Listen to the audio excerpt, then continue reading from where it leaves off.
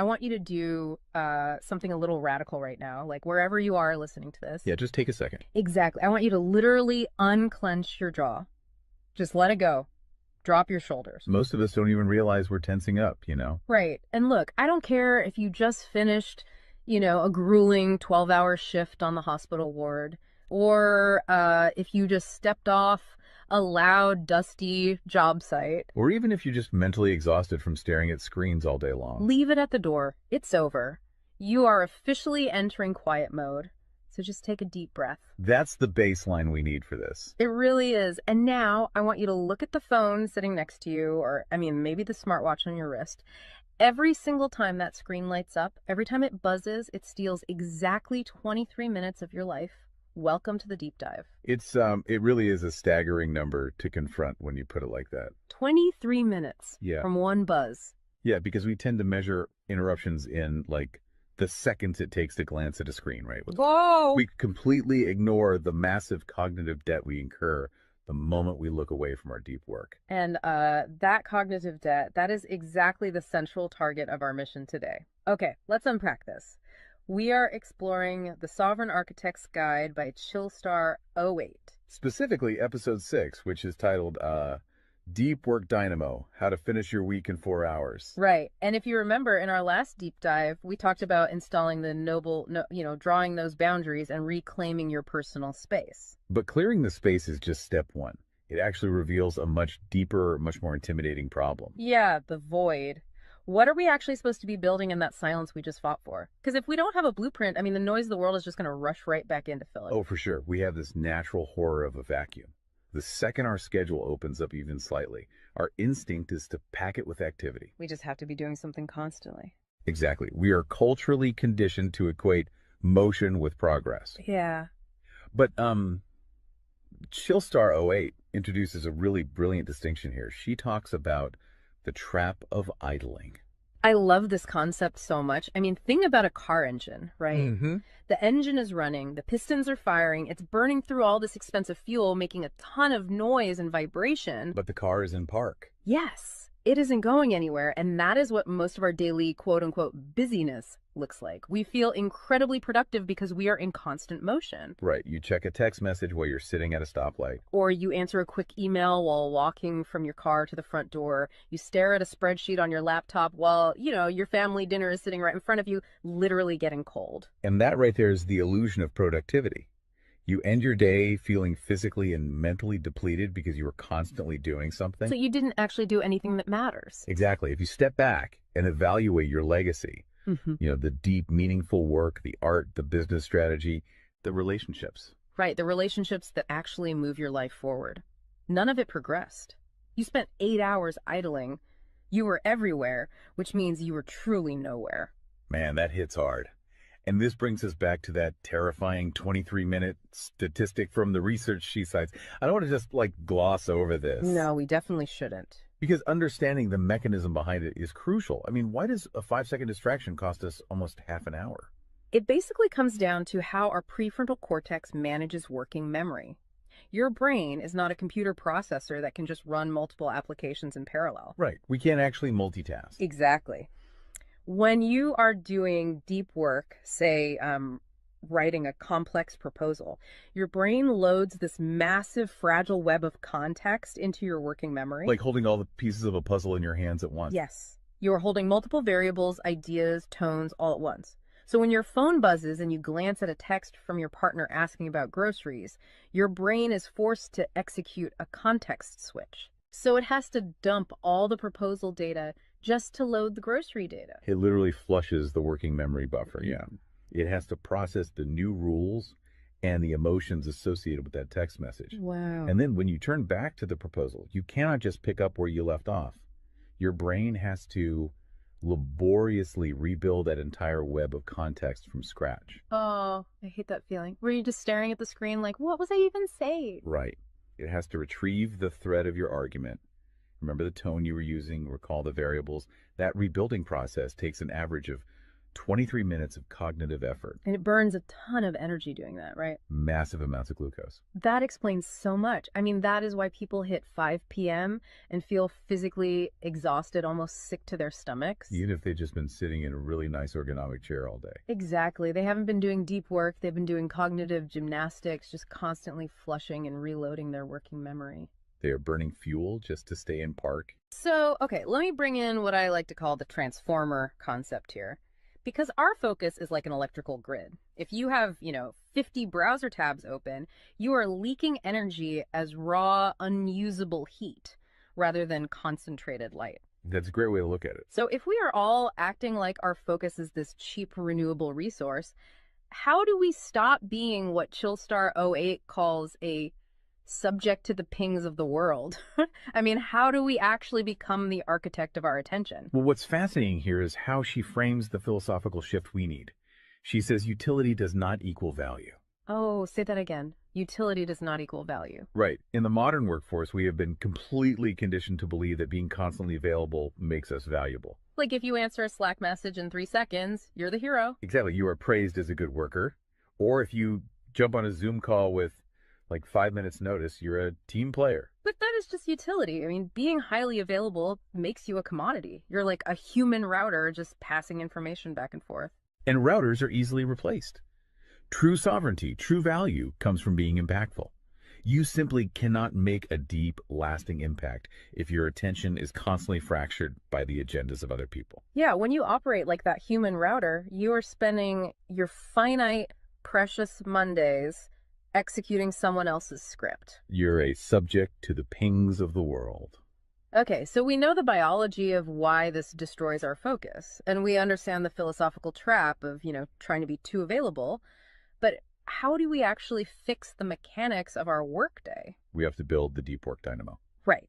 So think of your attention like water pressure. If you poke 50 tiny holes in a garden hose, open browser tabs, email notifications, group chats. The water just trickles at the end. Exactly. You cannot wash a car with a trickle. You're just making the driveway wet. That's true. So the Dynamo Audit she lays out, it's about putting a high pressure nozzle on that hose. It narrows the opening to create a stream powerful enough to actually blast through the dirt. And the first step in that audit is auditing the physical environment itself. She calls it analyzing your signal-to-noise ratio. Okay, so visualize your workspace right now. She asks you to determine if it is a sanctuary or a transit hub. Let's be honest. Most of us are operating in transit hubs. A transit hub is a place of constant arrival and departure. People walking by, announcements over the loudspeaker, just a blur of motion. Yeah, and you can't build a legacy in a train station. But we need to push past the basic phones are distracting advice, right? Because our listeners already know that. Oh, absolutely. Chillstar 08's rule is much more brutal than that. She says if the phone is even sitting on your desk, even face down, it is acting as a parasite on your cognitive grid. A parasite, just by being in the room. The research supports this entirely, by the way. The mere presence of a smartphone in your visual field, even if it is completely powered off, measurably reduces your cognitive capacity. Because your brain is having to actively expend energy to ignore it, right? Exactly. It is running a background process that just keeps saying, don't check the phone, don't check the phone. That is energy being actively stolen from your primary task. So sovereignty literally begins the moment you physically remove the device from the room, put it in a drawer down the hall. Close the door. Make the physical environment quiet. But okay, let's say you've done that. That doesn't stop your own brain from creating internal noise, right? Like trying to juggle 5 projects at once. How do we fix the internal wiring? That brings us to the second pillar of the audit, which is the batch wiring rule. This directly addresses the danger of switching fatigue, which we touched on with that 23-minute penalty. Right, the cognitive glucose burn. Yeah. When we attempt to multitask, like writing a creative brief, then pausing to check inventory levels, then answering 3 customer service emails. And then trying to go back to the brief. Right. We are grinding our mental gears to dust. We are switching between entirely different cognitive states. Because creative writing uses a completely different part of the brain than calculating inventory, obviously. They require entirely different operating frequencies. So the batch wiring rule dictates that you must group similar tasks together based on their cognitive load. Okay. And you do not switch the current until that specific type of work is completely done. You do all your deep analytical thinking in one high voltage burst. And then you save all your reactive administrative stuff for a separate lower voltage block later in the day. Precisely. It's all about staying in one gear. Like if you are driving up a really steep hill, you don't constantly shift between first gear and fifth gear. You lock into the gear that provides the right torque and you just ride it out. That's a perfect analogy. But okay, here's where it gets really interesting. This leads to the third pillar of the audit, and this is where I actually need to seriously push back on the source material a bit. She calls this the zero access window. Ah, yes. This is usually where the resistance starts for people. Because it sounds impossible for a normal person. She says you cannot just plan to be focused, right? You have to legally schedule it. You have to lock in one sovereign hour. Yeah, 1 hour where you are legally dead to the outside world. No boss, no family, no, hey, do you have a second for a quick question? Just you and the blueprint. It's extreme, yes. But let's do a reality check here. I mean, I see how that works for a solo digital entrepreneur or a freelance writer, but what about someone whose literal job description is to be available? Right, like an IT support specialist. Or a floor manager, or a nurse on a ward, or even, a parent at home with a toddler. How do they justify just vanishing? It feels like this advice only applies to a very specific, privileged type of worker. That is the most common and, frankly, the most valid hurdle to this entire system.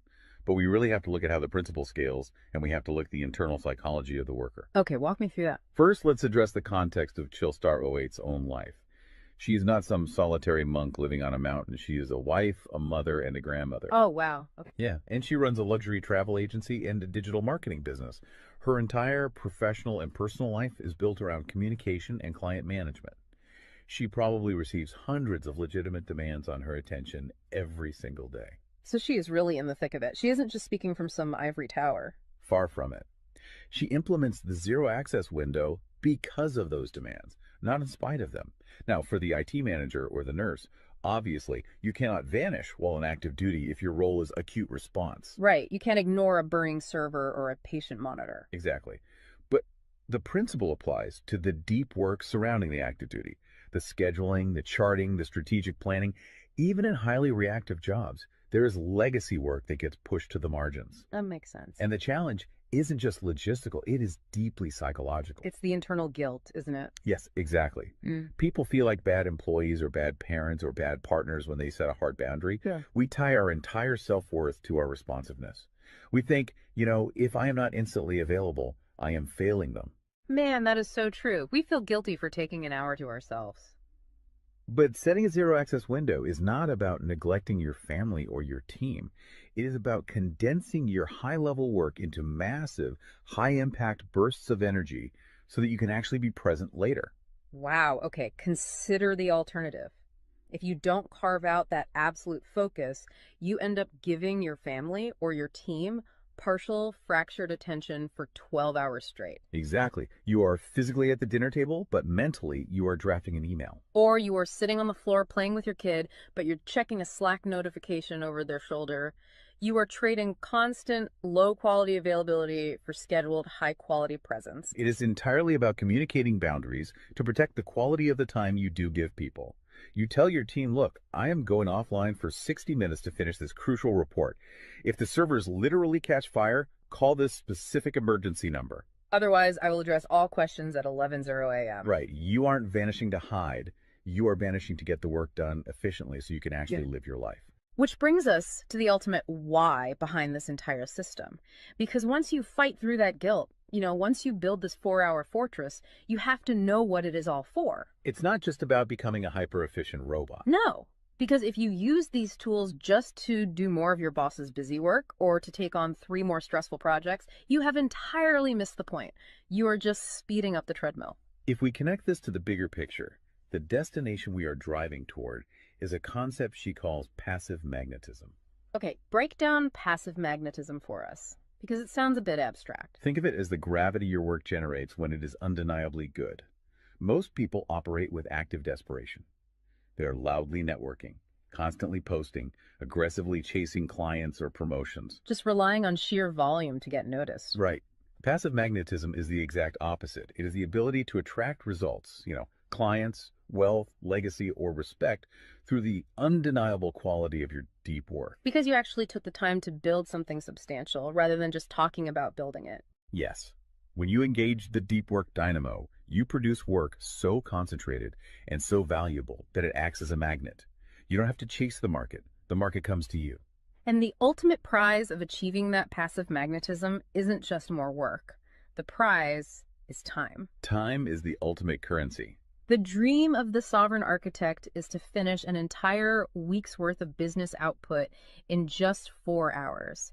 You do this high voltage work often while the rest of the world is literally still hitting the snooze button. You free up the remaining hours so you can go be a traveler, so you can be a creator. So you can be a fully engaged grandparent like Chillstar 08. Exactly. She frames it beautifully in the source text. She says, we wire for silent so we can live in volume. Oh, I love that. We embrace the discipline of the quiet fortress so that our actual lives can be loud, vibrant, and fully experienced. We are finally taking control of the dial.